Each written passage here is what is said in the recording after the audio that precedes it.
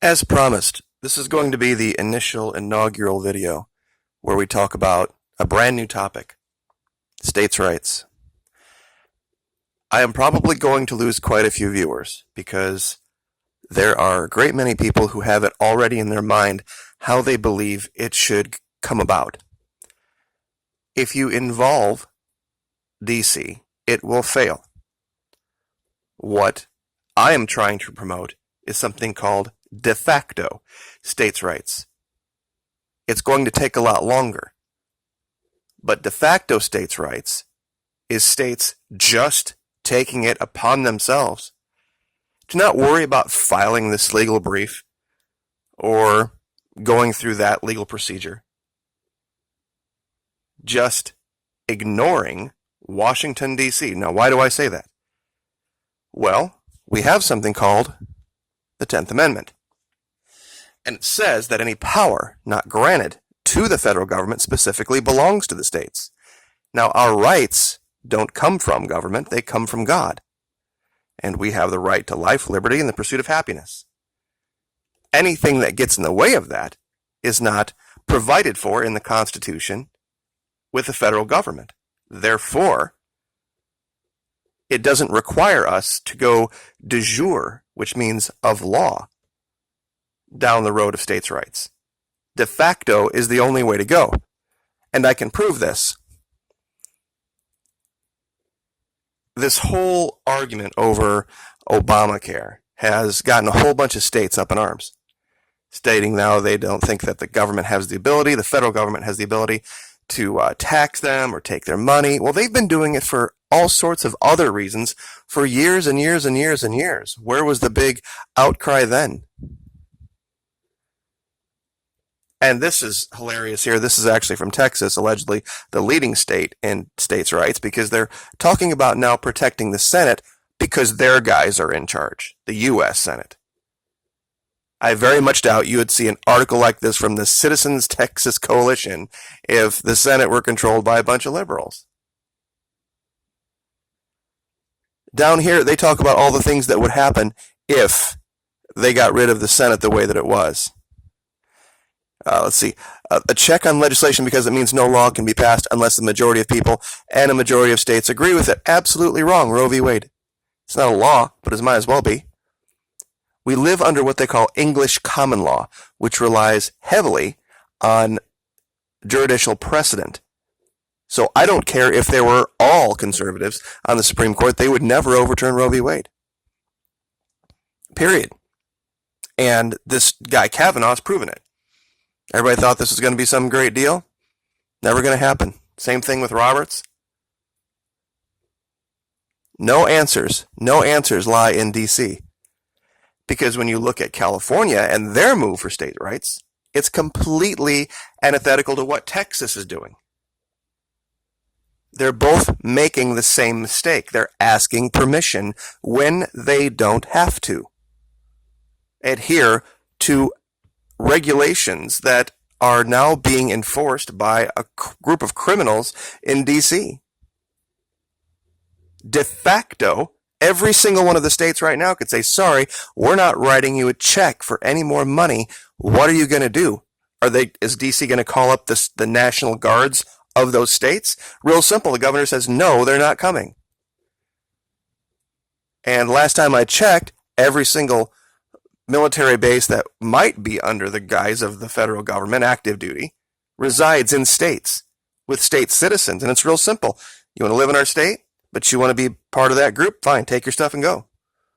Everybody go crowd into little District of Columbia and see how that works out. You don't have to let them have access to your natural resources. You don't have to let them have access to anything. You can deport federal employees using state National Guards. It's a giant lie. It's the man behind the curtain. This is where a lot of people are like, oh, they're more powerful than you think. No, they're not. Look at what Venezuela's been able to do. This little tiny country, well, not tiny, I guess, specifically, tiny in comparison land-wise, but compared to us, they're a tenth our size. And they have thrown off regime change over and over and over and over again. Because they haven't slaved themselves to having everything be so nice all the time. They'd rather have their freedom.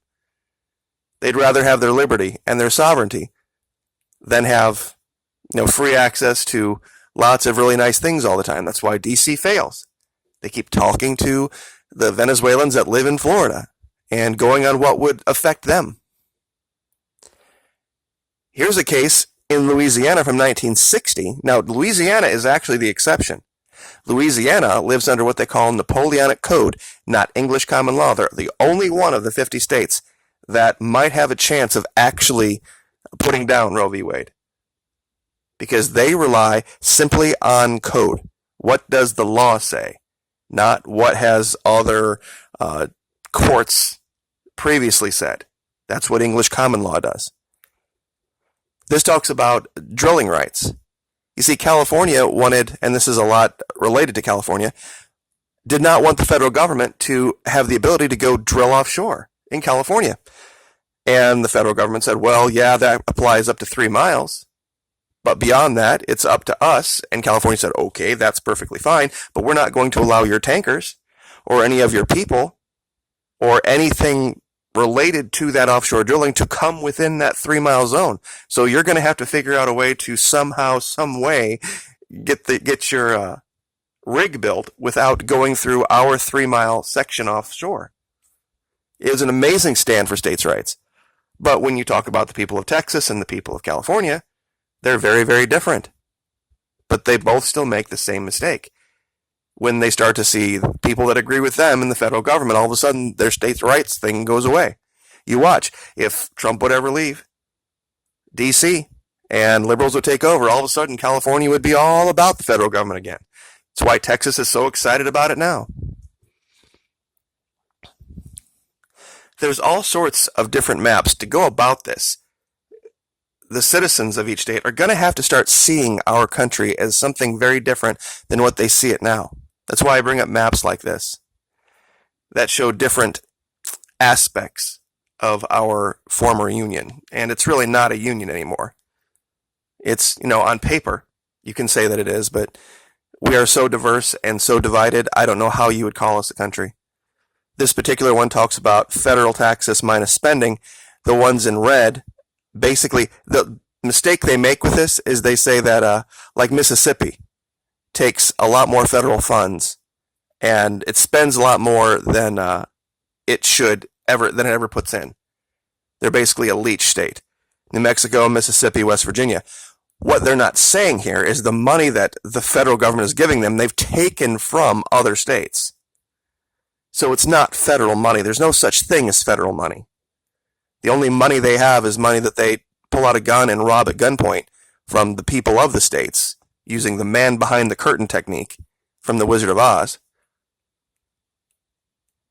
and then give it to other states, which makes us pretty socialist. But once again, another probably video for another day.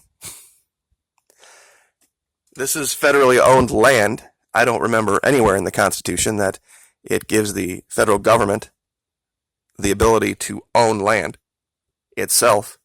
It can administer it. It can secure it. But own it? I read the first 9 amendments, and it said that after the 10th Amendment, any powers not granted heretofore are not given. They rely to the states, and that Nevada has allowed 81% of its territory to be subsumed by those criminals. The people of Nevada are going to have to look in the mirror and have a talk with themselves.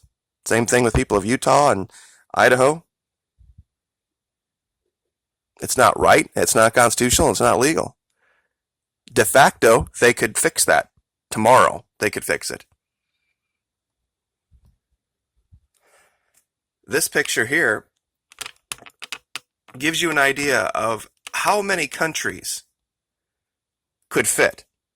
They've taken the Mediterranean and they've overlaid it. And how many countries? You got Greece, you got Italy, you got all the whole coast of North Africa. That's how many different countries would fit in ours.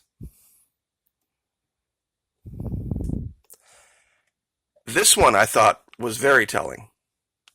I think it's already starting, de facto starting. It shows net domestic migration. The darker numbers show how many people have gone to that area. The red is how many people have gone from. So what you can see is there's a big flight out of the Northeast, out of the Midwest, into the South and into the West, away from government control.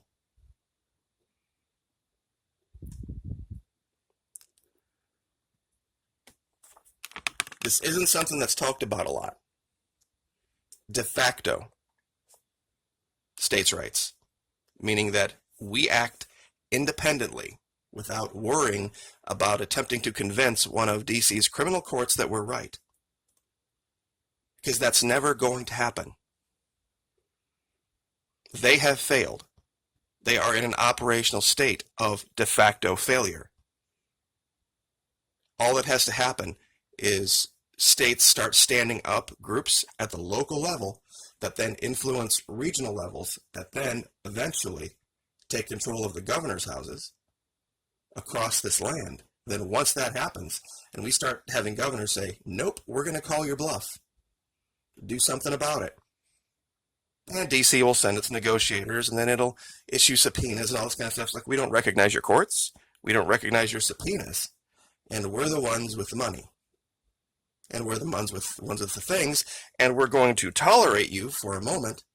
But if you become too big of a pain in the ass, we are going to take all of your assets within our land and get rid of them. Put them on the other side of the border. The next state can deal with it.